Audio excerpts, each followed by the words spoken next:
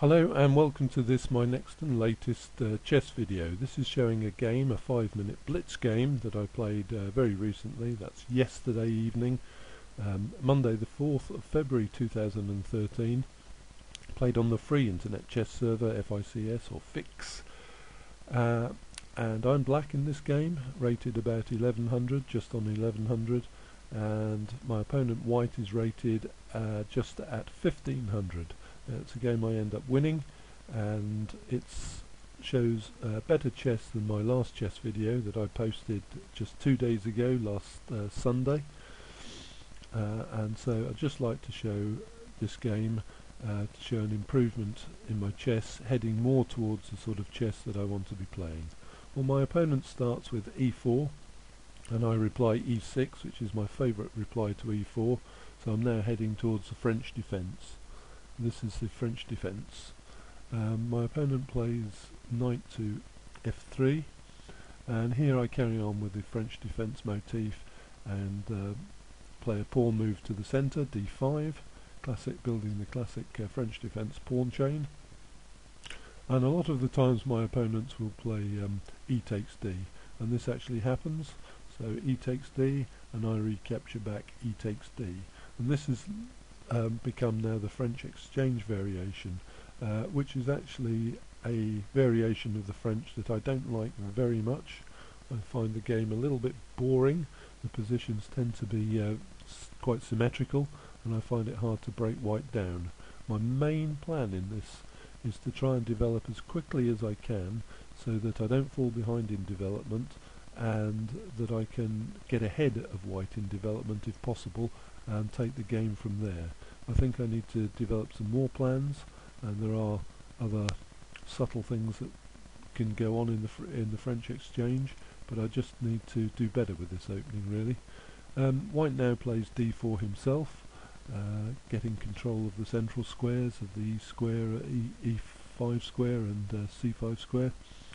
And I now play knight to f6, and here you can start to see the type of symmetrical positions that can occur from the French defence exchange variation.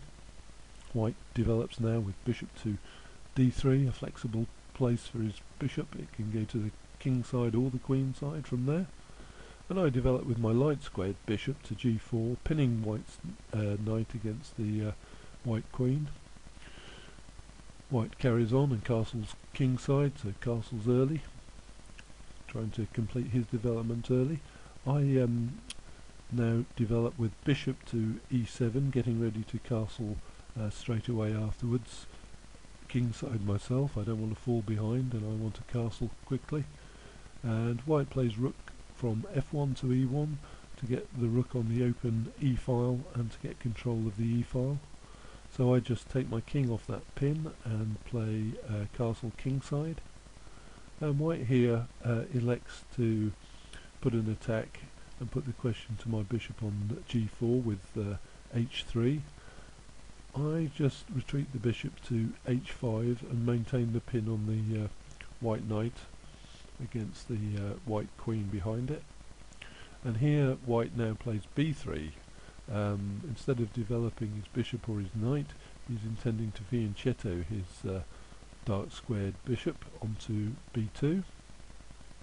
I play rook from f8 to e8, so I put a rook on the f file so that I can try and even up the pressure that white has with his rook on the e file and contest the e file a little bit. White goes ahead and plays bishop b2, fianchettoing the bishop, and it's worth looking now at the d4 pawn. That now becomes critical because at the moment the bishop activity is blunted by the d4 pawn, but if that pawn moves later then the bishop will be active along the long diagonal there, and I didn't really consider that in the game, but I can really see the importance of that now. Anyway, I can carry on and I develop knight to d7. I want to bring both my knights onto the king side, and white does a similar sort of thing, so again symmetry on the knights here, knight to d2, and intending to bring his knight probably to the queen king side as well.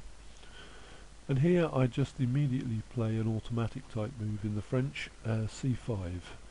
In hindsight, possibly I might not play this because it will allow white to capture and to play d takes c, thus giving that fianchettoed bishop more activity on the long diagonal. But it was just an automatic French reaction in the centre there. And white now surprises me. Instead of capturing d takes c, he plays c3. This is strengthening his pawn chain in the centre, but it's also blocking in the fianchettoed bishop, and I would have thought he would have wanted his bishop to gain activity on the fianchetto. So I just play a bit of an intermediate move.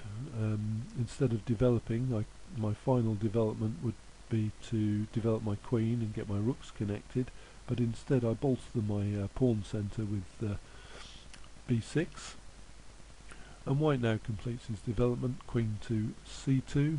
The queen and the light squared bishop for white are now an attacking battery on the light squared diagonal against the h7 pawn, so I really need to keep a knight on f6 at all costs to defend that threat. And here I just play another waiting move. Again, my development is reasonably complete. I play a6, just holding off whether I'm going to do a queenside pawn push, but giving me a bit of flexibility, I hope, at the moment. And white now moves a knight from the king side, knight from f3 to e5, a nice knight outpost on e5, and knight will be white will be looking to bring his other knight from d2 onto the king side. I go and attack the knight with bishop to d5, d6 rather, and white plays knight takes knight, and now I can recapture queen takes knight, and so I've completed my development now, and I've got all my pieces pointing towards the king side. Queen, dark squared bishop, the light squared bishops on the king side as well, and the knight on f6. The rooks are opposing one another, but white doesn't play to take off the rooks. White now plays his knight to f3 to try and make a strong castled kingside unit, but I have a good move here. This will actually be quite good now to capture the knight on f3, because white will now recapture with g takes bishop f3, and now white's got a crippled kingside pawn structure. He's got double pawns on the f-file and a weak h-pawn, which I can now play queen takes h3, and the queen's coming into the king. The king is going to be a little bit weak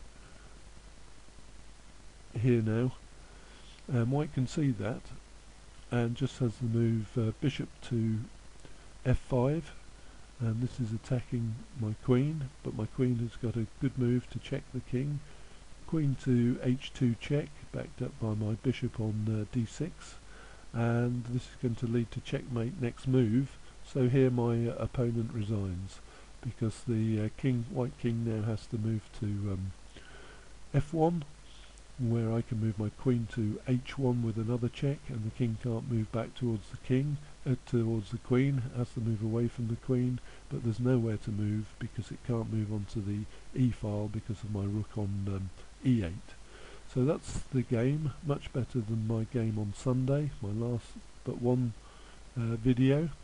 I hope you've enjoyed this French exchange, and I hope you enjoy your chess and carry on watching my videos. Thank you for watching.